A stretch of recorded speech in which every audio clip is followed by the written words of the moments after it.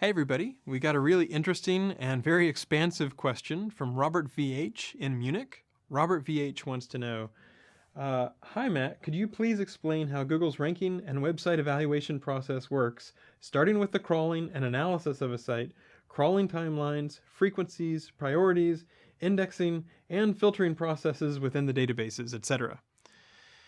Okay, so that's basically just like, tell me everything about Google, right? That's a really expansive question. It covers a lot of different ground. And in fact, I have given orientation, lectures to engineers when they come in, and I can talk for an hour about all those different topics, and even talk for an hour about, a very small subset of those topics. So let me talk for a while and see how much of a feel I can give you for how the Google infrastructure works, how it all fits together, how our crawling and indexing and serving pipeline works.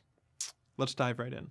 So there's three things that you really want to do well if you want to be the world's best search engine. You want to crawl the web comprehensively and deeply, you want to index those pages, and then you want to rank or serve those pages and return the most relevant ones first. Crawling is actually more difficult than you might think.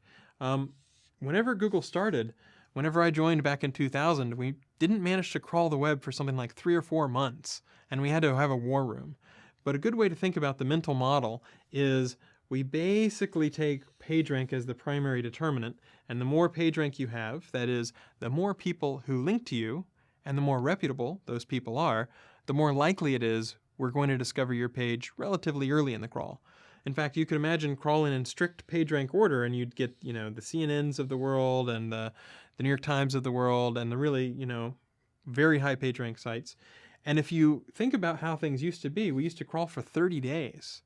So, we'd crawl for several weeks, and then we would index for about a week, and then we would push that data out, and that would take about a week. And so that was what the Google dance was. Sometimes you'd hit one data center that had old data, and sometimes you'd hit a data center that had new data.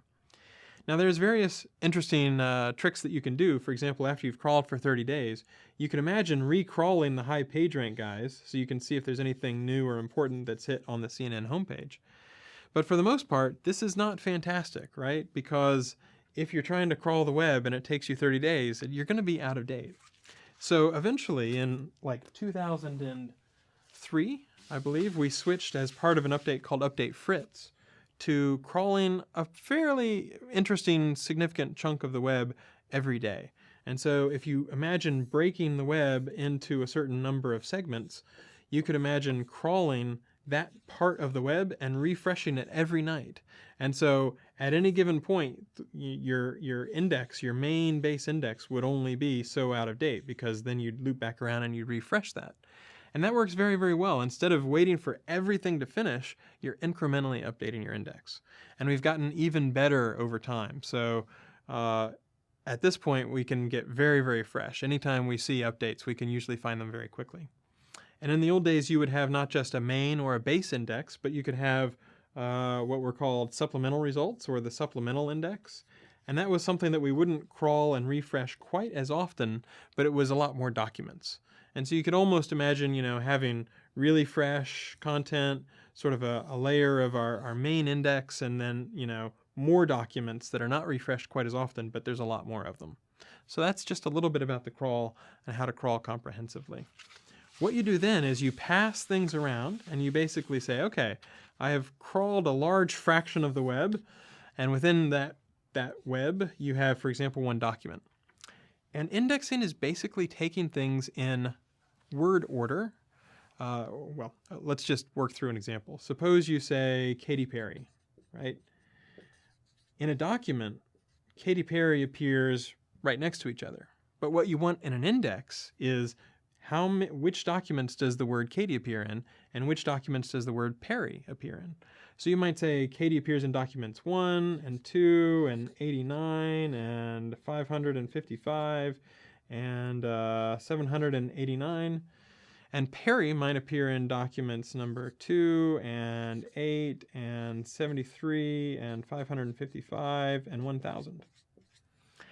And so the whole process of doing the index is reversing, so that instead of having the documents in word order, you have the words and they have it in document order. So it's okay, these are all the documents that a word appears in. Now when someone comes to Google and they type in Katy Perry, You want to say, okay, what documents might match Katy Perry?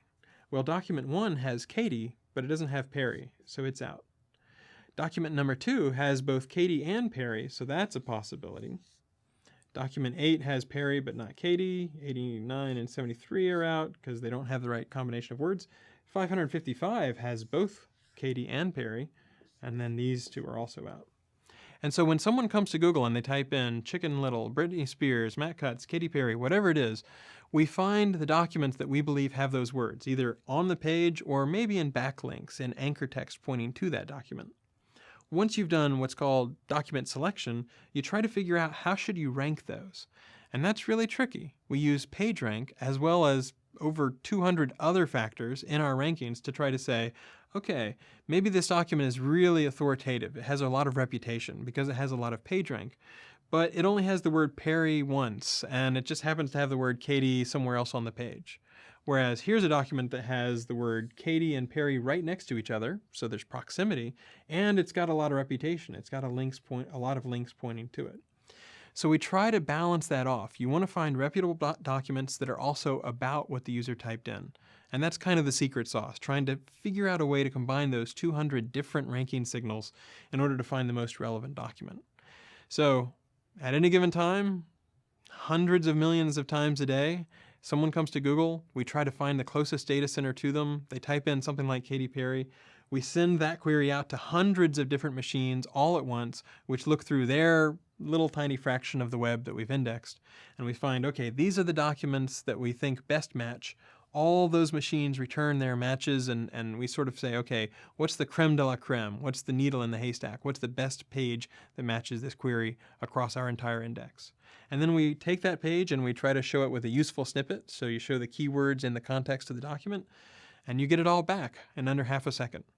So that's probably about as long as we can go on without straining YouTube, but that just gives you a little bit of a feel about how the crawling system works, how we index documents, how things get returned in under half a second through that massive parallelization. I hope that helps, and if you want to know more, there's a whole bunch of articles and academic papers about Google and PageRank and how Google works, but you can also apply to, there's jobs at google.com, I think, or google.com/jobs if you're interested in learning a lot more about how search engines work. Okay, thanks very much.